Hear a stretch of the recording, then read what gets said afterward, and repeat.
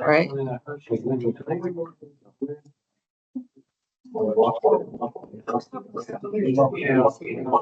right. So this has to be muted. Yeah, the corner of that pasture that was there. Yeah, I remember that we put this one in. Yeah. I guess I have. Turn left. Okay. Interesting. What areas growing? Should be good. Not as fast and furious as it's been. It's kind of a wow. Oh, we Last year. right up there. Well, yeah. People live across the street now. That's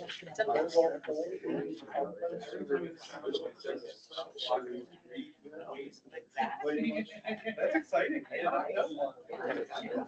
Oh, so those are farming. Yeah, okay, all right. You know, I can have trouble with this here. Can you just go Control L?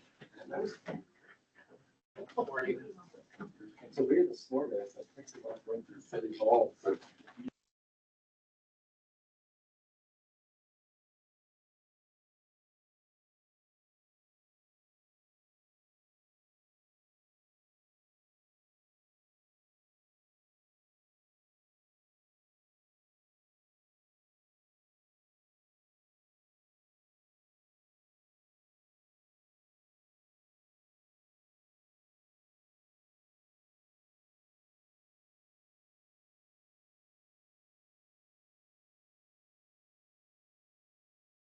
I did see that. Thank you.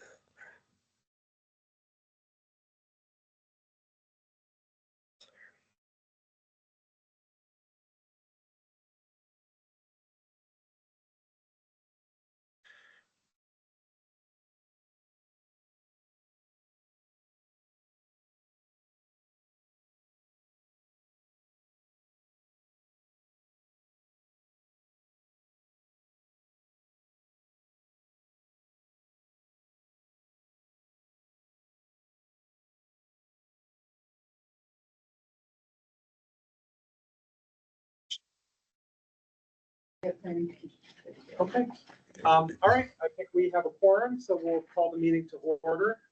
Welcome, everyone. Very first item on the agenda is public comment on agenda items. So does members of the general public have comments specifically on the agenda? Freda?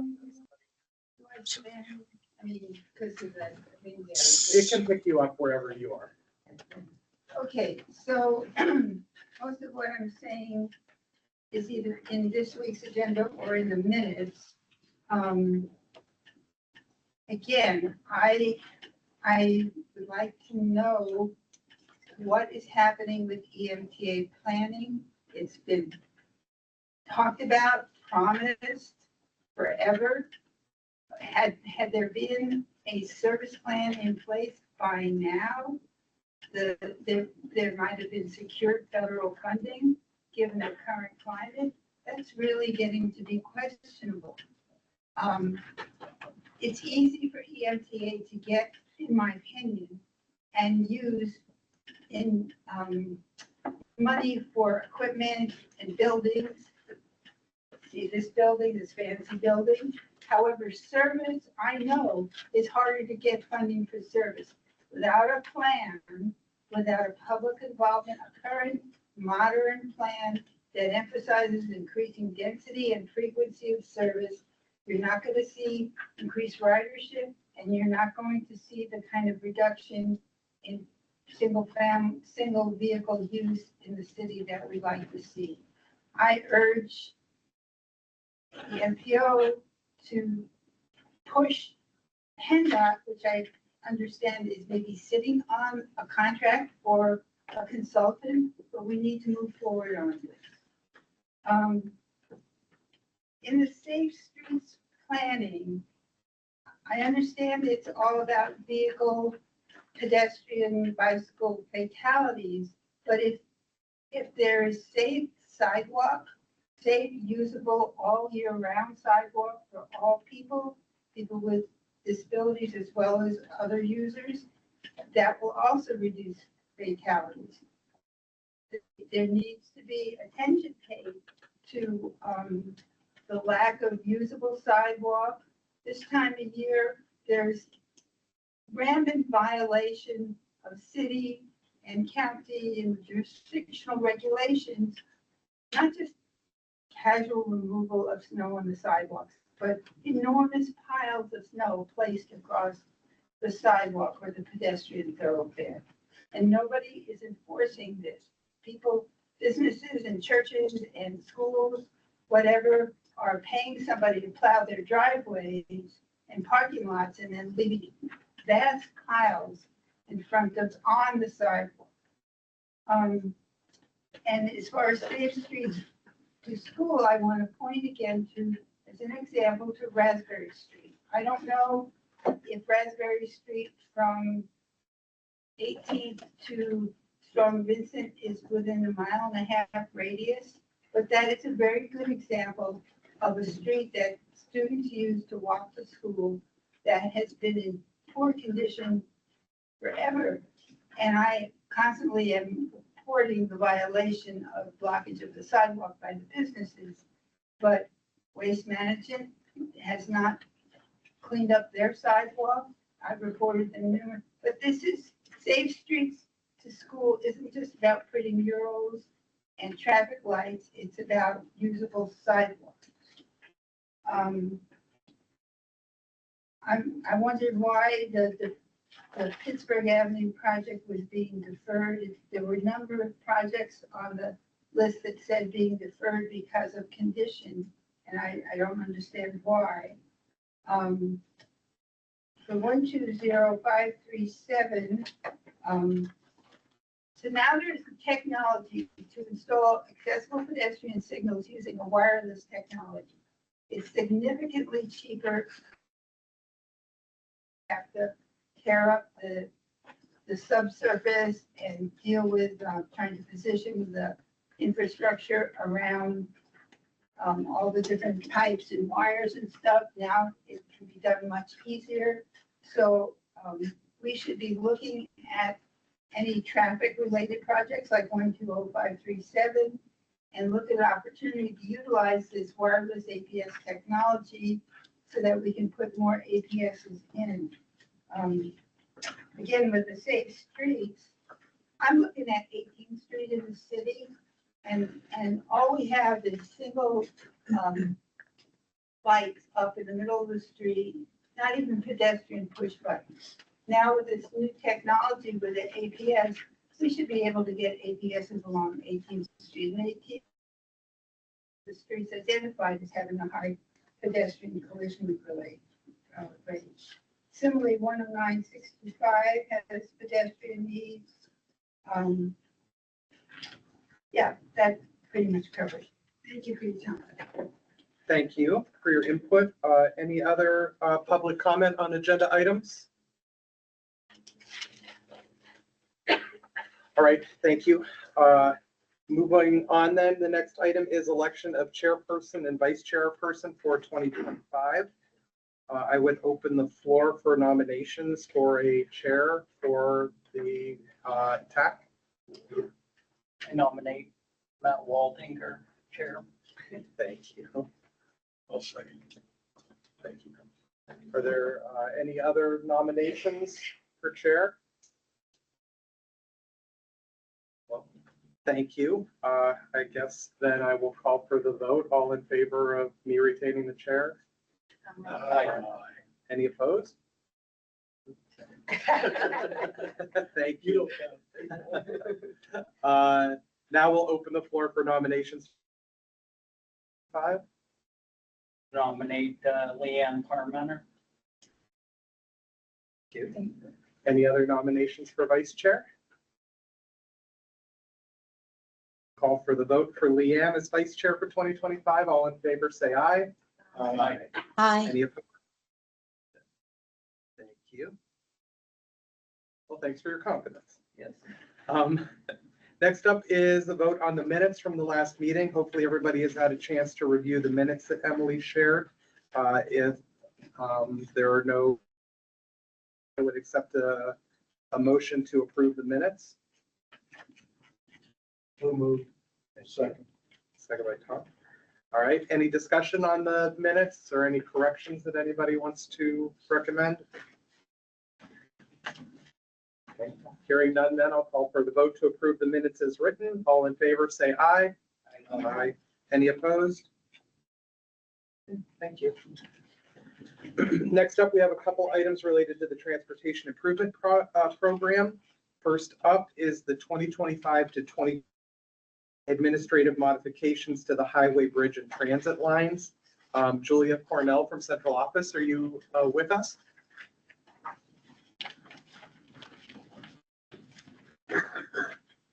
Julia, you're there. Whoop. Julia? You appear to be on, but we can't hear you. There. I think that's fixed now. Go ahead.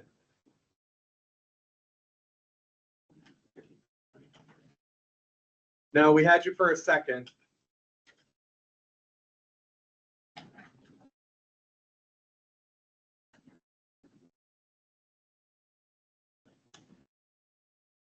Maybe we'll give Julia a minute or two to fix things be okay if we move forward to your part and then hopefully Julia. Definitely, and if for some reason Julia can't get on, we can talk about any of the modifications that you guys would have technical on here as well. Okay, thank you. No problem.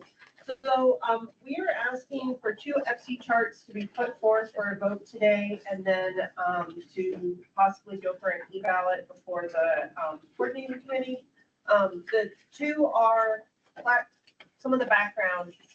Last fall, we went out and rode all of the roads that we had, set for projects within the next 12 years. And looked at the condition of them in regards to what the asset management conditions were and then what they looked like. And from that, we determined that we needed to reprioritize a couple of them and specifically move up, State Route 5 from Pittsburgh Avenue to Parade Street can be done ahead of a couple other projects that the roads were not in as rough of a shape. So what we're asking is to have for that SR5 is number 117481. We're asking to have it advanced and added to the TIP using federal NHPP funds. And we would be deferring a couple years, just a few years. US 19's project from 90 to Zimmerly, US 19 from Prince Road to 38, and then 430 from 290 to Shannon Road in order to get that Route 5 project done. And then the second amendment, the second amendment that we're asking is just to continue to move some funding around in the outer years as a cleanup from the first one. Did anyone have any questions? I guess the other clarification I should have is the amendment looks like what we originally had planned was we were going to start designing this year on SR5, hoping that we would be able to let it by June. We're not going to be able to get it out the door that fast, so it won't be going until potentially later in 2026 or early 27. So we'll vote as is, but just let everyone know that you'll see construction in that probably in 27, not 26. Thank you. Any questions for Courtney about the draft amendment? So Courtney, it's the belief then that those other projects will hold up a little better and Pittsburgh needs to be done. Yeah, we drove around a lot of the roads and all the roads in October. And trust me, it was a wild day to be up here driving around, taking a look at all of our future projects and trying to prioritize. So it's good to put your set of eyes on it. And also, looking at the data, the amount of traffic, how much truck traffic. So, taking a look at that stuff. So those all made, what those changes were to the financial constraint charts that you mentioned, the FC chart. So. All right. Any other questions then? If not, I will accept a motion then to recommend that the draft amendment be approved by the coordinating committee. Motion. Mark? I'll second. Thank you, Bill. If there's no further discussion, then I will call for the vote. All in favor to recommend this to the coordinating committee, say aye. Aye. Any opposed? Okay. And it's my understanding that you guys would like this done as quickly as possible, preferably before the next coordinating committee meeting. Yes. In order to do that, the coordinating committee would need to have an e-ballot sent around. Sadly, the chair, Tim May, is not here today. He had a death in the family, and so he's not able to authorize an e-ballot. But Mark, as the vice chair of the coordinating committee, would you be willing to authorize an e-ballot? Yes. Sent out to the membership? Yes. Okay. Emily, if you could work on getting that done then, please. Will do. All right, thank you. And, on behalf of everybody here and myself, we send our sympathies to Tim and his family as they go through the death of his mother. Okay, we're going to go back up to the administrative modifications. Julia, are you on with us now?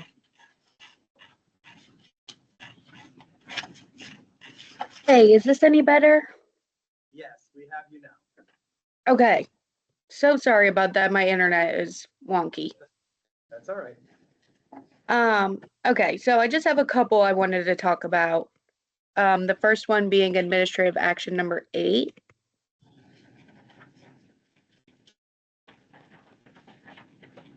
So this was for SR 832 US 20 to Presque Isle State Park. This was an increase to cover signal work for CRP to upgrade existing signals and improve traffic flow, and $793,000 in federal CRP funds and $443,400 in federal CRPU funds were added to the con phase of this project in 2027. And then I also just wanted to touch on the transit action that we received. I think if you scroll up.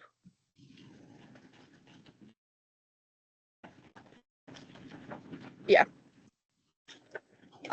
So this was a paratransit bus purchase. The amount of funding was adjusted to help EMTA purchase their new paratransit buses to replace antiquated buses that have reached their useful life.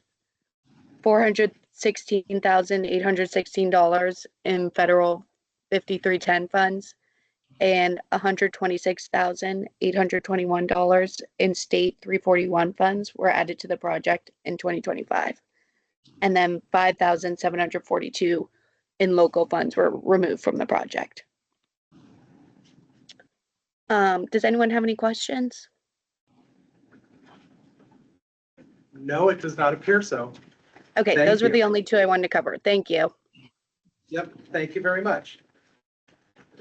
Okay, moving on. Next is the transit asset management targets for EMTA. Is Danny Durant here?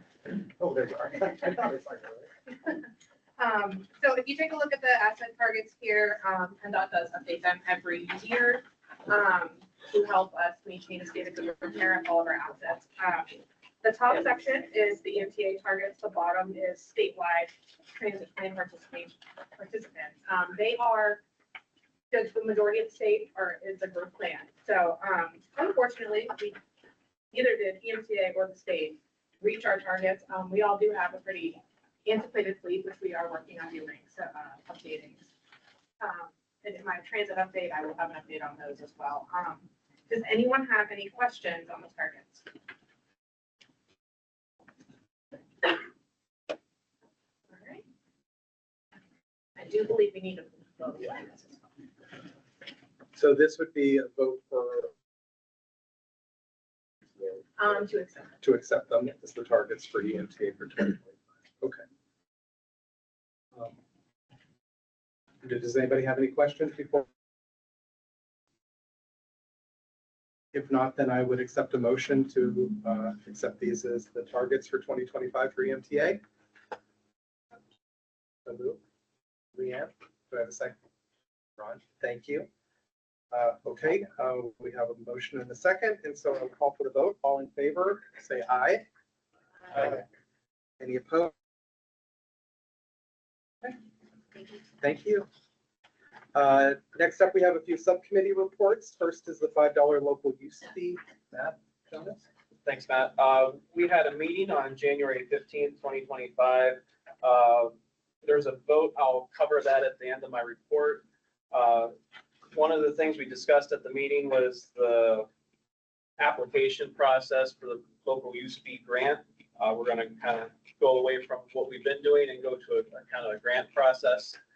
And part of that would be a 5% match, local match for the local use fee. There'd be no maximum upper. We would still reach out to municipalities whose bridges are in poor condition to let them know of the funding opportunity. And Emily put together an application which incorporates the local use fee into the Act 13 program, which is an existing bridge funding program. So it's up on the screen and in your booklets there. So basically kind of a one-stop shop for bridge funding needs. So as of right now, we have bridges funded, programmed to be funded up through 2027. So the next bridges that we'd be looking at would be funded in 2028. So we have time to review the application, make sure it fits our needs. So I'd asked the committee to kind of look it over. If there's any comments, either let myself or Emily know, and we'll kind of look at it at our next meeting. So as far as updates, the 3 original bridges on Old Route 99, Shippers Construction got the contract for that, just over $3.5 million. And that is scheduled to start in May of this year. So that project's moving on. We have a design engineer for the Union LaBeouf Road Bridge. And Sherrod Hill Bridge is still moving along. It's anticipated to be, I'm sorry, I'm bouncing all around. Sherrod Hill Bridge is supposed to be bid out this year for possible 2025 construction. I'll talk about Hemrod Road Bridge last. And then in 2026, we have Wellington Street Bridge and Donation Road Bridge that are programmed. Their engineering still going on. And in 27, we have Beeson Road Bridge and Francis Road Bridge where they're working on the engineering, but probably won't go to construction until 27. The Cockwa Avenue Bridge is, for all intents and purposes, on schedule, if not ahead of schedule. So they're moving along pretty good, even with the poor winter weather. So that's moving along. And then moving on to Hemrod Road Bridge, this was bid out and we received bids. So kind of go back a little bit. At our meeting, they requested an additional $33,660 in funding increase for the relocation of a Penelec line. And then it went out to bid and the bids came in $6,391 over the original budget. So the low bid was 1.3, almost $1.4 million from Thomas Construction. So with those 2 items, we're looking at a funding increase for Hemrod Road Bridge of $40,051. So $33,660 from Penelec and $6,391 for the bid increase. So that's the vote would be to increase the funding $40,051. Okay, and you need, if I'm correct, or Emily, so it would be, you need a recommendation from us to the coordinating committee to actually make that increase. Yeah, and the subcommittee had an e-ballot and it passed unanimously. And like, just to reiterate, I said or clarify, so the 33,660 was already part of the budget for the utility relocation. You're really only $6,391 was the amount over the original estimate, which is incredible in a $1.0 project to only be $6,000 over budget, especially in 2025. So the need then for this committee would be to recommend to the coordinating committee that they approve this increase of $40,051. That's correct. Could I have anybody willing to make a motion to recommend this to the coordinating committee? So moved. Jessica, Bill will second.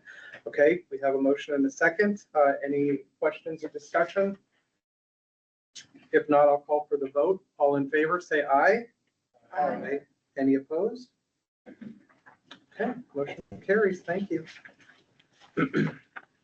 Next up are a couple other subcommittee reports.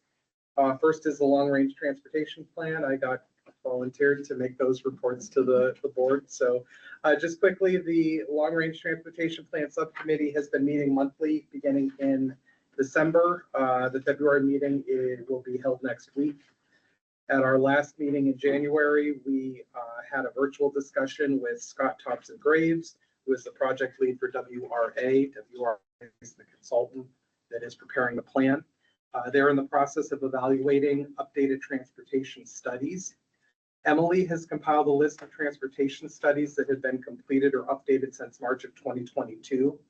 If you have a study in your municipality that is more recent than that, you can contact Emily to see if she has it included on her list. And if not, then provide it to her so that we have, the most current set of data possible as we begin the process.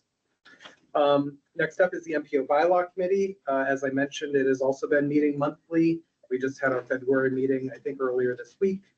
The committee is about 75% way, or 75% of the way through the text of the document, making some changes and some suggestions that better align it with the current procedures and the things that we do and how we operate now.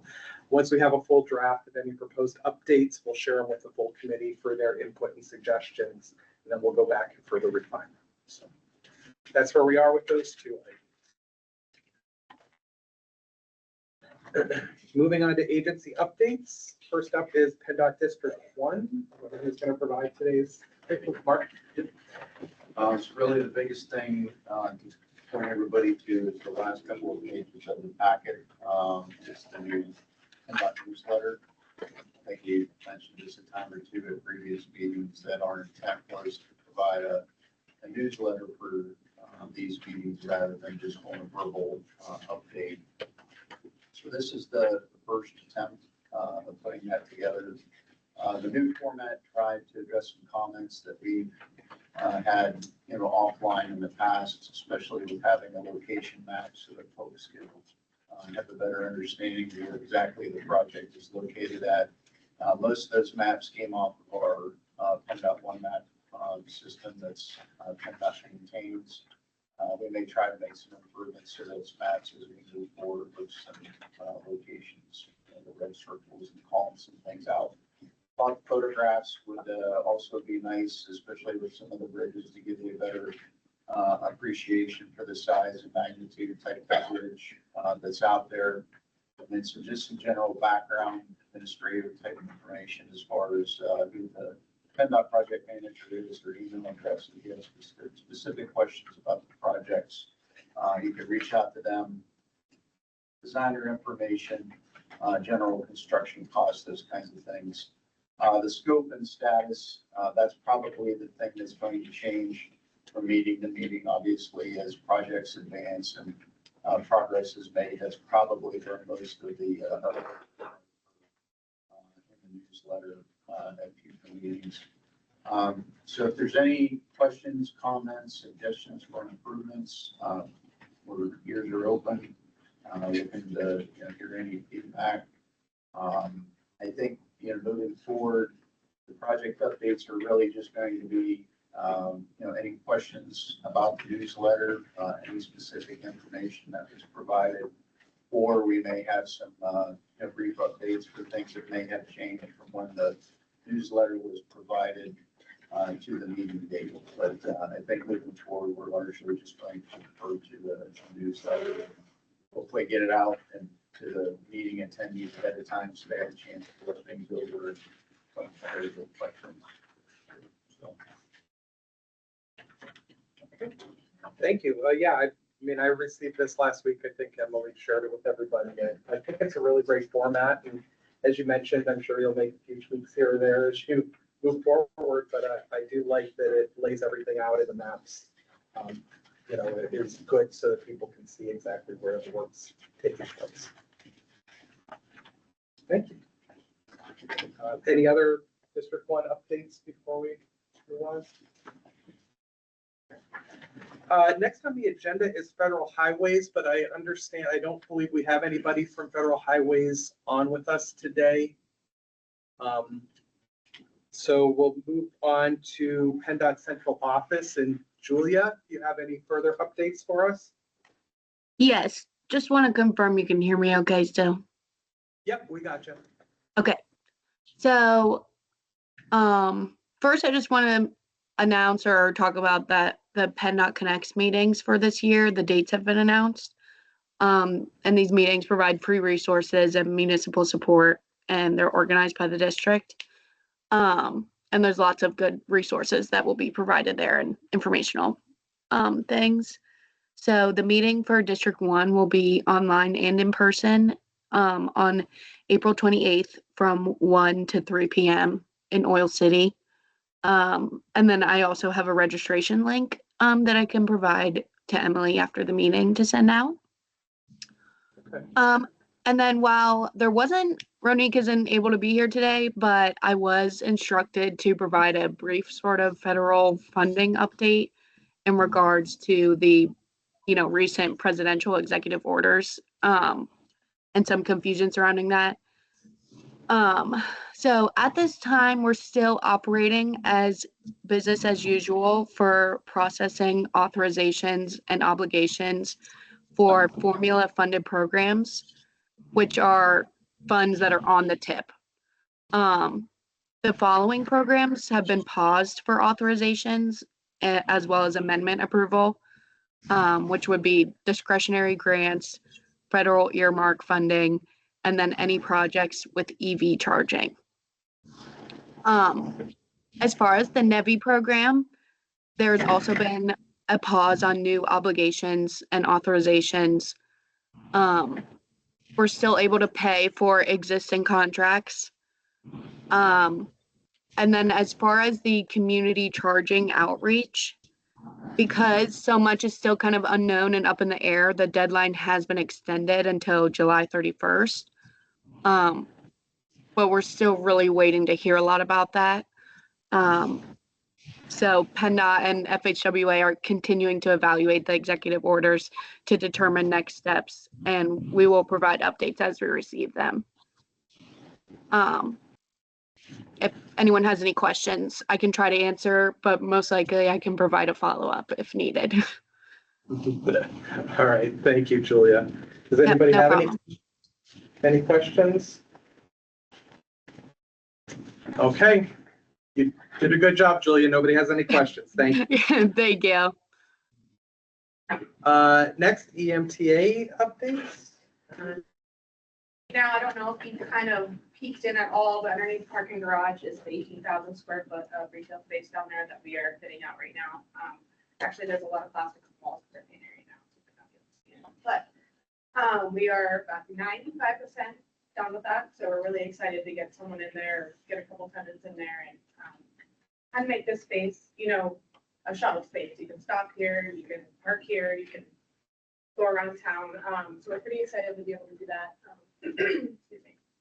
And then also we have 13 buses on order. 7 of them are our Lyft Fair Transit buses. We have received 2 of them. They're the bigger buses that fit about 16 passengers. So we're excited to retire some of our older ones. Then we also have 6 fixed route buses on order, 3 of which are going to be new trolleys. We're also going to do 3 40-foot buses. So we'll have some bigger buses that aren't the diesel powered 1997 really old buses. So we're excited for that. Does anyone have any questions? Any questions for Danny? All right, thank you very much. Moving on to next item is other business. Does anybody have any other business? Anyone on the committee? Really fast, I just wanted to put out that the PA WalkWorks grant is open. If anyone's looking for active transportation, that's through the PA Department of Health.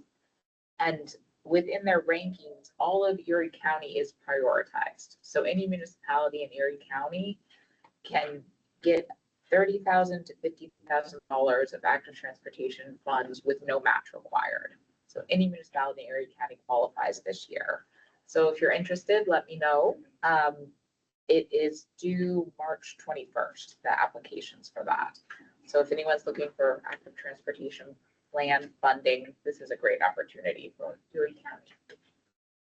Great, thank you. Okay, then if there's no other new business, we'll move on to hearing of the public. Any members of the public want to speak? Yeah, Greta? there's a couple. Actually, if you look at that picture there, that was one of the projects I'm concerned about. People do walk there. People do walk from my part of town, which is nearby, to the other side of 26. People walk there. People would like to walk there. People would like to get from one side of West 26th Street to the other. So hopefully, with all the plans that you're contemplating for that project, that you understand that people do walk there. If the project, I'm looking at the words there, but, we're hoping to have a public meeting in late summer, it says, and we definitely will consider pedestrians in our concepts. Right, and again, that with the lower cost involved in doing APS, hopefully we can see that happen too. When I was talking about Raspberry, I believe I was talking specifically about 121506, which is the safe streets for school, and you referenced the Peninsula Avenue. And that would be 99750, and again, that would be a good opportunity to use the less expensive technology to have more APSs in there. I don't remember whether it was 8 or the other route that goes towards Waterford and Wattsburg. It's Wattsburg, but there are places there along the road and it's State Highway where there's actually, it says you can't cross you can't cross in any of the 4 directions. So I'm wondering how pedestrians are supposed to, are we actually looking at our rural pedestrians and how they're getting around on our state routes? Because they are using our state routes. And one last thing, I shared this with Emily.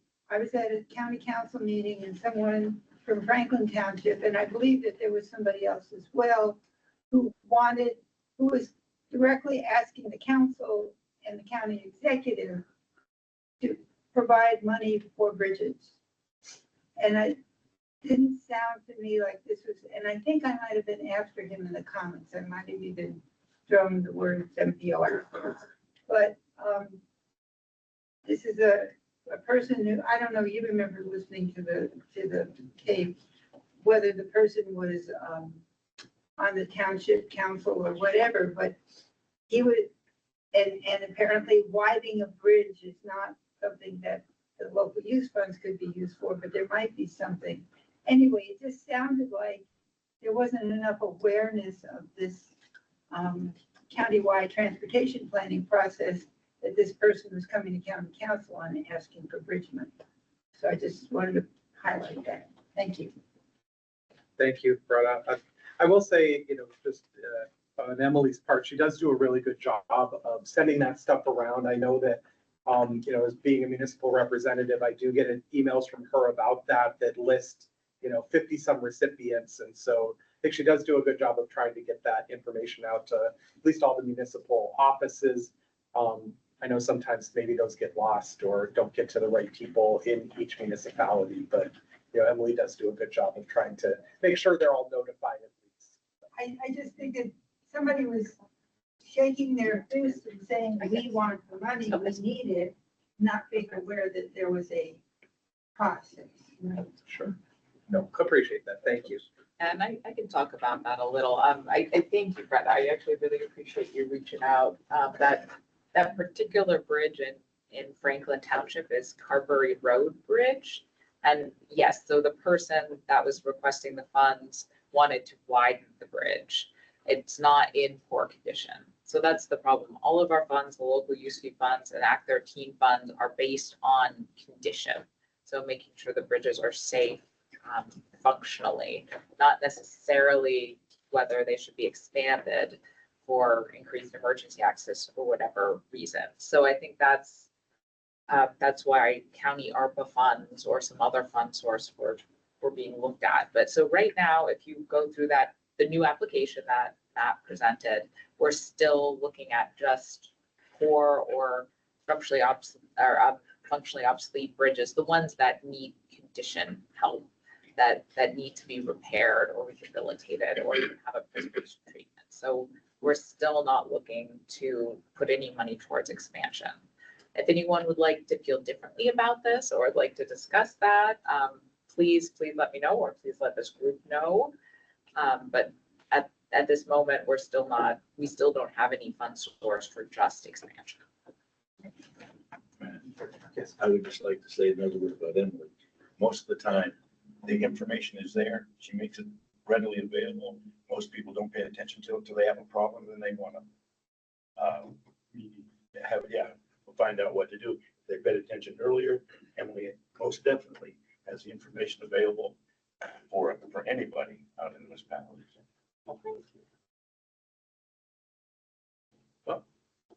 All right, we don't have anything else for the good of the. Next on the agenda is adjournment. Our next meeting is a coordinated committee meeting. It's at March 3rd or March 12th at Summit. Want to thank Danny and EMTA for hosting the TAC again 2025. Please pass that along to Dave and Jeremy for us. So I guess at this time I will accept a motion to adjourn. All right, do I have a second? Second. All in favor? We are adjourned. Thank you. Yes.